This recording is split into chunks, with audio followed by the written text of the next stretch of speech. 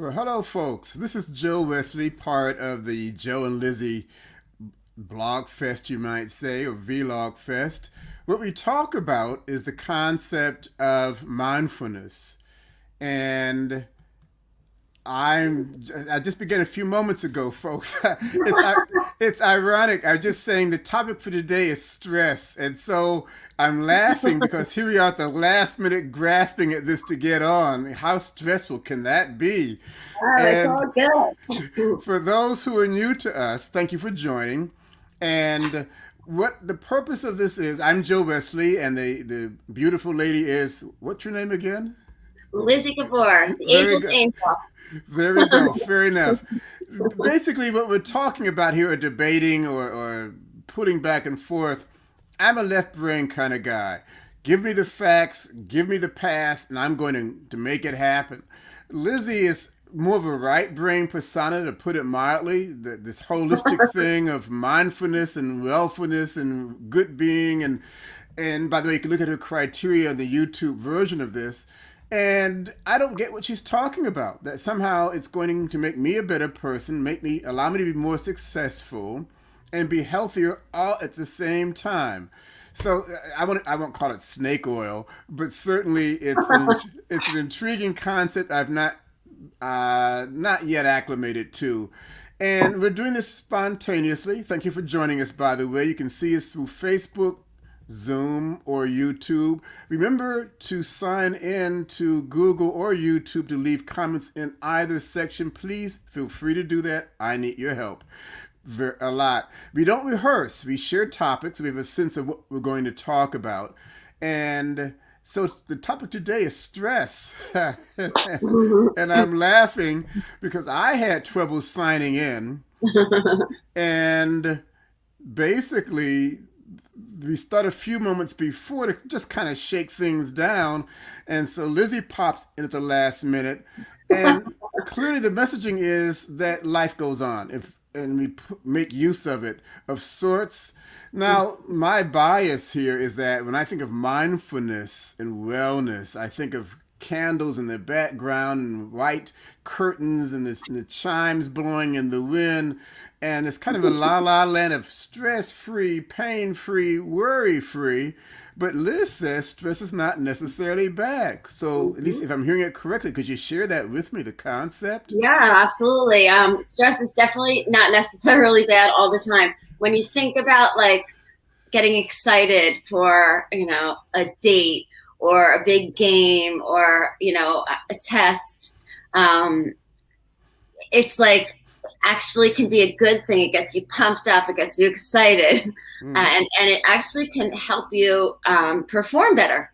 But the difference is whether it's acute. The factors that are important, to understand is whether it's acute or if it's a chronic stress. When it's acute stress, like based on an event like that, your adrenaline is pumping. You actually can perform better. And then the thing about recovering from it, so you want to be able to get really excited for the date, say, but then when the person comes to your house, picks you up, by the time you start talking, you start to like relax into yourself, and you're able to, really be present again, I being hear that. and not be, crazy, stressed out, and nervous. Well, I'm going to interrupt. I hear what you're saying. So before you go to the chronic version of it, because we're talking, the define acute stress versus chronic stress, I get that timeline sense of it. But what about, say, today, for example, this morning, I'm laughing still, this last minute stuff that we've done. Yeah. But people who go on, say, stage, and they talk about stage fright, the stress of it, and they have all this, without getting too graphic, all the things that go, the anxiety and the heart rate and the sweating and whatnot. Geez, I know. I think that to understand that that's natural, that's a natural response, right? Is really helpful. It's like, oh, this is what's happening in my body. All the blood is like rushing to my head, to my legs, to my, and kind of understanding the physiology that happens, and then you want to practice like a little bit shifting, distancing yourself from it a little bit. Like, so it's kind of, you start to almost like they say when you go on stage, like, you seeing yourself on stage rather than like, you being standing there all alone, or seeing yourself, looking at one person, kind of focusing on one person, like just speaking to that one person can be helpful. So yeah, I mean, there's a study that I remember hearing. I don't know if I'm going to get it exactly right, but it was for students taking like one of those, like either it was an LSAS or like a medical boards. I don't remember, one of those big tests. Right. And they did a test telling the students that one group that they did a practice test, and then they had the real test. And they told them in both instances that it's natural to have stress and be anxious. It actually helps them do better on the test. Mm-hmm. And, go figure, what happened was those who thought that it was okay and normal and natural did significantly better than the ones who weren't informed that was the case. So I find like that really interesting. So again, it's like learning about that these things are a natural thing, and that, and just accept it, like get through it, and then get to work, or get, I hear that. Okay, so now we've talked the acute phase, but you also mentioned chronic stress. Yeah. How does that differ? So chronic stress is what's dangerous. Is when we're constantly, which I think a lot of people right now are going through a lot of in the chaos that we're going through, and that's when you're just stuck in that state of stress, and that's when it's not healthy, because all the hormones that happen in your body start to cause inflammation and can cause you to get sick. And in this chaos, I think that's when it's really important to, kind of be the wayfinder, the person who like find somebody who's going to help guide you through it. If you can't help yourself, find somebody who is able to be kind of in the eye of the hurricane and can lead you into, seeing there's always the North Star. Well, I'm going to interrupt again. I hear that, but the challenge I have with Lizzy's explanations, it sounds like you just turn a light switch on in the room, and it's okay. So let me ask you this then. So let's say you're that anti-stress persona, and somebody's in a chronic stress phase, as you indicate, not healthy for them. Well, then what is it that you do to get them started on that path of not stress-free, I guess, but more of a healthier version of stress if you're going to have it regardless? So what is it? You have one or two key points? I mean, I think first of all is awareness. So it's like, awareness of what's going on in your body when you're feeling that way.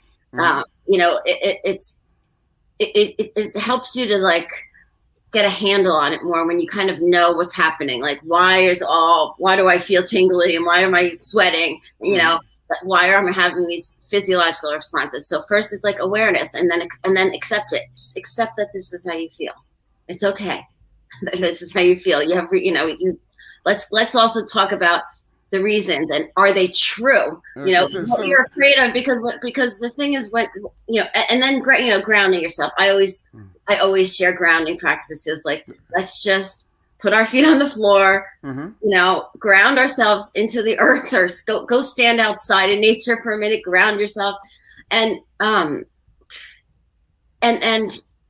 was I going to say? Well, we're talking about the concept of being aware that it is indeed stress. So you give the person a focus of their state of mind or a state of emotion, perhaps. And so they don't feel good. I'm assuming that they don't get up early, or if at all, they avoid people. I guess these could be all signs of stress, or it could be other things also, I guess. But so if I understand you correct, go ahead. Yeah, no, go ahead. If I understand you correctly, so your first thing is to make them aware that these things that you're observing are stress related. If I'm hearing that correctly. Yes, and then really then sharing really some of these mindfulness practices, because and kind of showing people that usually we're worrying about something that might have happened, could have happened, might happen in the future. But like right now we're here, we made it, we're on, worry, like so again, I always say stress hangs out in the past and in the future. And for Mm-hmm. me, that was a game changer because I'm like, oh, because right now in the present moment, it doesn't matter that we just barely made it on air. We're here. Yeah. Right now, we're here. I approach that somewhat differently. I'll say sometimes I'm here to complain about it, as opposed to not being here because something was more catastrophic in my life. So whatever it is, historically, I'm here to complain about it. So at least I've got an option, maybe, or an ability or an opportunity to having complain about it, to do something about it. Is that kind of what you're saying? Well, to complain about it is just me, I'm me complaining, like, that I say is never really useful. But I mean, venting, sometimes you just want to vent. That's my what I meant. Yeah, Venting about it. venting is fine. You vent and then you move on. Okay.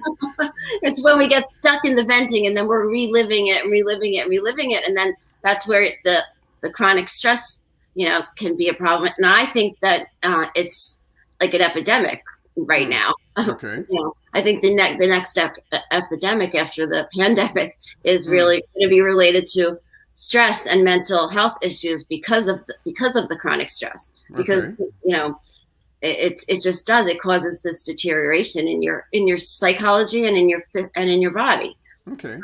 So that's my concern, and that's like where I want people to understand that stress is okay. It's not necessarily bad, but it's just, how can you recover? How can you recover and come back to like a homeostasis, a balance? Yeah. What comes to my mind, being a biology major, is that you say short-term stress, and from my perspective, the left brain persona, it is Mm-hmm. good. The body will pump into you a thing called epinephrine to help Mm-hmm. get your heart going Yeah. faster. So if you have to run or fight or flight, whatever it may be, Mm-hmm. it pumps into cortisone or steroid stuff. Yes. So it energizes your body and maximizes your muscles and things like that. So I get the short term of that.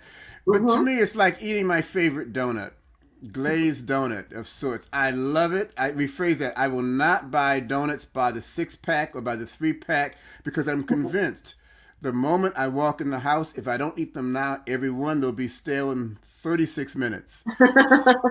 So I will go through that box like nobody's business. But the problem is here when we talk about the sugar or the steroid and the epinephrine or the stuff. Well, yeah, it's good for the moment to feel, but if I go through that box in my under 2 day time period of 12, I'm going to gain weight.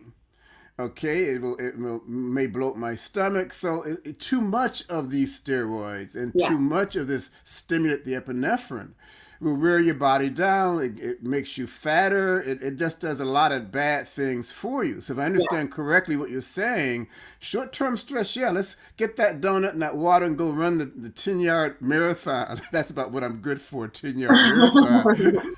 So, Yeah, get that donut, have a bite or two. Don't have the whole box. That's where the mindfulness practices come into play. Is it going to feel good in your body later, or are you going to feel like crap after? Which usually, if you eat that much sugar, you're not going to feel so good. I mean, right, it's just it has bad stuff for you. And I think most people who struggle with diets, I guess, realize in hindsight maybe that it was just too much of carrying that stress. I guess that's what I'm asking. So your role, I guess, is to yeah. Well, the the quick moments happen, perhaps for good reason or not. It's going to happen. But what you don't want to do is have it slide into the chronic phase. Is that what I'm you don't hearing? want to slide into the chronic phase where you're, again, like you with the donut example, where you're stuffing your feelings and you're stuffing with sugar and things that are going to make you feel even worse. Mm-hmm. I would say try some yoga, try some meditation. Those practices really help. Breathing exercises, taking a walk, Mm-hmm. when you're stressed. Movement really helps to get, to shake it out of you. So, those are the healthier ways to manage, if you're feeling overwhelmed or overstressed and you want to just, you don't want to stay in that state for too long, again, because what we were just talking about. Yeah, So, I hear that. So that makes sense. Now that to me is a connect because if it's like turning a light switch on, you just have to begin to feel better. mm, That doesn't click for me.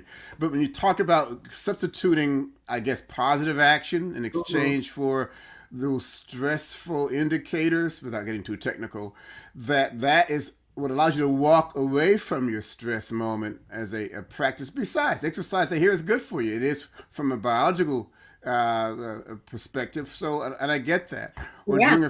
doing a favorite pastime. I know a guy that owns a company. He gets really stressed. The printing industry, and when the industry changed to more digital, it was even more challenging initially. So what he does carpentry. He does something that completely disengages his work environment, that absorbs him to that moment. He likes it. He's creative with it. So those are the kinds of things you're talking about. Yeah, absolutely. I mean, yeah, there's coloring book, adult coloring books came back a couple of years ago. I thought I was so excited because a lot of times I'll just when I'm like trying to either focus on a task or even a stressful deadline, I'll just start coloring my coloring book, or like you're saying your friend did, or and they help you to just also get in touch with what's happening inside, and then you want to do something in order to try to shift that energy. And I mean, I've seen it like in yoga. I saw it in my yoga class a couple of weeks ago. A woman came onto the Zoom. She was very stressed and nervous. Somebody had done something. She was pissed off, and her face was just, and like literally, I'm like, let's just start class. And by the end of the class, I mean, it was like she was like, it's all gone, like it's all lifted, it's just lifted. I know we're a little bit over our curfew of 15 minutes, and I'm going to interrupt because I want to share a thought also. Since we're over, let's take another minute on this, folks. All right. That I know I had a secretary once that had a son that was in Little League or Pony League or whatever teeter-tot league, whatever those baseball leagues are, about 6-ish, maybe 7-ish. And he was the final bat. His team was like, they just needed loaded bases, just needed one hit to win the game, literally. And he struck out the first, he missed the first ball swinging, he missed the second ball swinging. So as my secretary told me that she began, the home team is screaming at him, hey, just keep you on the ball, focus, you can do this, let's make it happen. And daddy's now hollering out, hey son, let's make this work, we can win the game on this. So what he did, I know that feeling well. What he did with his stress is he sat down at home plate, dropped the bat, and started playing the dirt around the base. So that was his coping of the stress for the moment. I just had to share that story to hurt your yoga example. That's great. And you know what? That might have been his last season, and good for him. Fair enough. Well, thanks, folks. We have gone over our 15 minutes plus 2. We apologize for that. Just a quick reminder. Please leave your comments if you see it on the replay, that we will follow up because we do audit the comments. Please share with what we're offering, hopefully good, what you think you might want other people to know about. If it's not good, if it's something you want to hear, perhaps you've yet heard, please share that with us also.